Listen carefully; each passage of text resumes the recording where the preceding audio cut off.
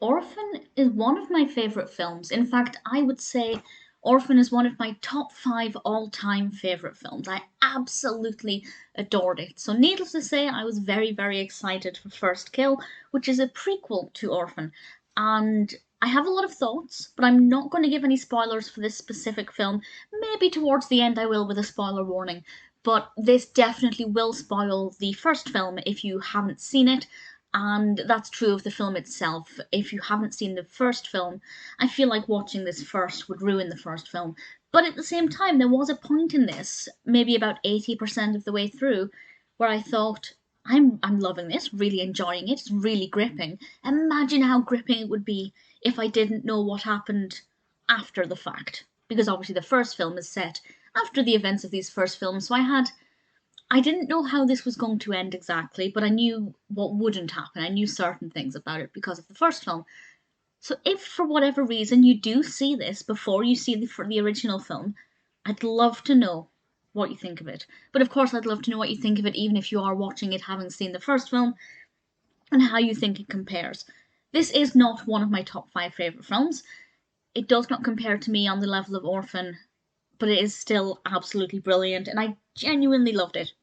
This was released this year, of course, in 2022, and this is directed by William Brent Bell. And there were a few things that I was quite curious about. The first one is the fact that Orphan was quite a long time ago, and I'm not sure why they waited quite so long to do a sequel.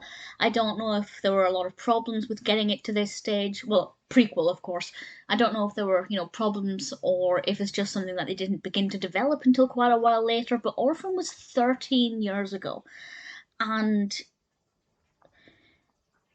when Isabelle Fuhrman, who is absolutely fantastic, when she played Esther 13 years ago, she was a teenager. And it worked very well. Okay, I'm going to explain what I mean by that because I'm assuming you've seen Orphan and know the fact that Esther, and I will call her Esther in this, even though, of course, there are other names for her, even though she is appearing as a teenager, she's actually a young woman. And the fact that Isabelle Fuhrman gave this amazing performance as a teenager playing a woman who was pretending to be a child, it was just phenomenal. And I was kind of thinking, okay, well, she's actually now, I believe Isabelle Fuhrman is now 25. How will they be able to pull this off visually and physically? But actually, I needn't have worried. I'm not saying that she still looks like a 10-year-old, but they got away with it. There were a couple of body doubles used for the kind of shots of her full body. According to Google, she is 5'3", and definitely not the height of an average 10-year-old.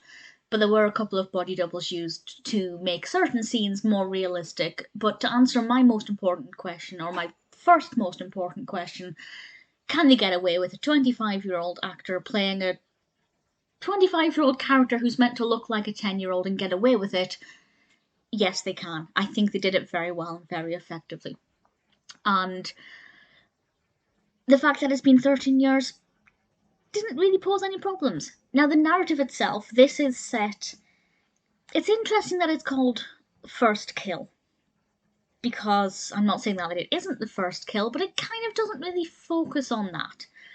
And it definitely is just the events that led up to Esther.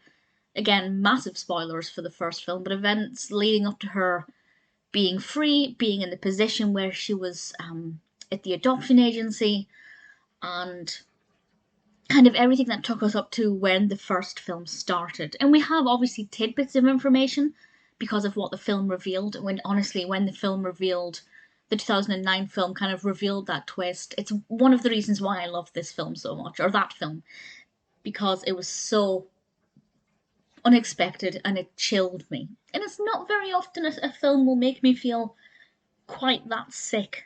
Overjoyed though, absolutely love it. I think the only other one that's ever made me feel like that is The Visit. And I won't say any more about that film. But the narrative was interesting enough. It wasn't as gripping or as thrilling or as surprising, but I still didn't know exactly how they were going to develop certain aspects of it, or what her relationship with various characters would be like. I don't really want to say too much more about the specifics of the narrative, because a lot of the enjoyment for me was the not knowing what to expect, and that worked really well. I think Julia Stiles as Tricia was absolutely brilliant. She was very funny. I don't know if it was meant to be funny. It's not a comedy. This is a very dark, sick, and twisted thriller, maybe a horror. Um, but there were a few lines that Julia Stiles had just here and there that were just so blunt and really dark humor, dark comedy, and I actually found those just a little bit of fun every now and then, and I'm hoping that that was their intention. Otherwise, that may say more about me than it does about the film. But absolutely, there were elements of comedy in there, but I think Julia Stiles gave an absolutely brilliant performance. I also loved the fact that we got to dig deeper into Esther. And I mean every branch of Esther, every type of Esther.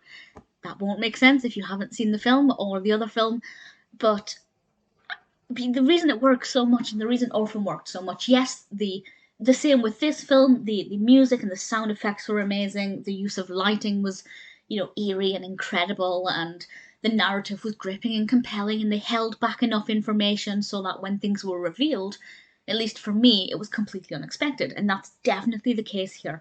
But the reason Orphan and Orphan First Kill appeal so much to me is because of the character of Esther, who Esther is, where Esther came from, and she is just such a fascinating character. She is, without a doubt, one of my all-time favourite characters.